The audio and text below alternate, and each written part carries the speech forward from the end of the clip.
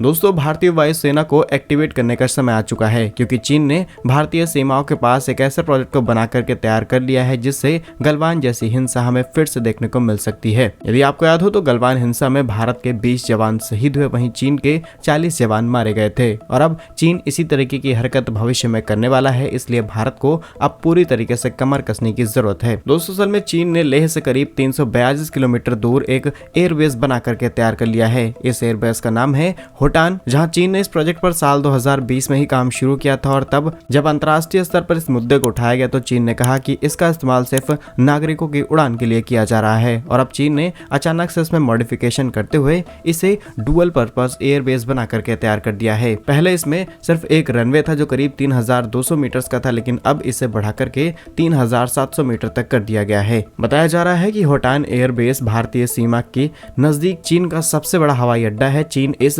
Airbase पर पहले से ही फाइटर एयरक्राफ्ट के अलावा अर्ली वार्निंग अवाक्स एयरक्राफ्ट और एयर डिफेंस यूनिट तैयार कर चुका है। चीन ने यहां पर J-20 लड़ाकू विमान, Shenyang J-8 interceptor aircraft, शनाक्सी Y-8G और कैजे 500 अवाक सिस्टम को तैनात कर दिया है। ऐसे में चीनी लड़ाकू विमान होटान से उड़ान भरते हुए भारत के LOC यानी कि लाइन ऑफ एक्चुअल कंट्रोल पर आसानी से गश्त लगा सकते हैं और ये भारत के लिए एक बड़े चिंता का विषय है क्योंकि हाल ही में कई सैटेलाइट्स के माध्यम से ये रिपोर्ट जारी की गई है जिसमें बताया है कि चीन ने इस पूरे एयरबेस को पूरी तरीके से बना करके तैयार कर लिया है। अब वैसे तो अंतर्राष्ट्रीय स्तर पर चीन के इस नए प्रोजेक्ट को कुछ नहीं कहा जाएगा क्योंकि चीन अलग अलग बॉडीज को काफी ज्यादा पैसा डोनेट करता है, लेकिन इसे भारत के लिए एक बड़ा खतरा बताया जा रहा है। वहीं दूसरी तरफ भारत की बात की जाए तो भारत लद्दाख में ऑलरेडी प्रोटेस्ट हुए हैं, लेकिन इसको लेकर के भी भारत ने एक्टिव होकर के काम किया है। BRO के तहत भारत ने कई इंफ्रास्ट्रक्चर प्रोजेक्ट वहां पर डेवलप किए, कनेक्टिविटी बाकी देश से आसान की है। साथ ही साथ भारत को सबसे बड़ा एडवांटेज मिलता है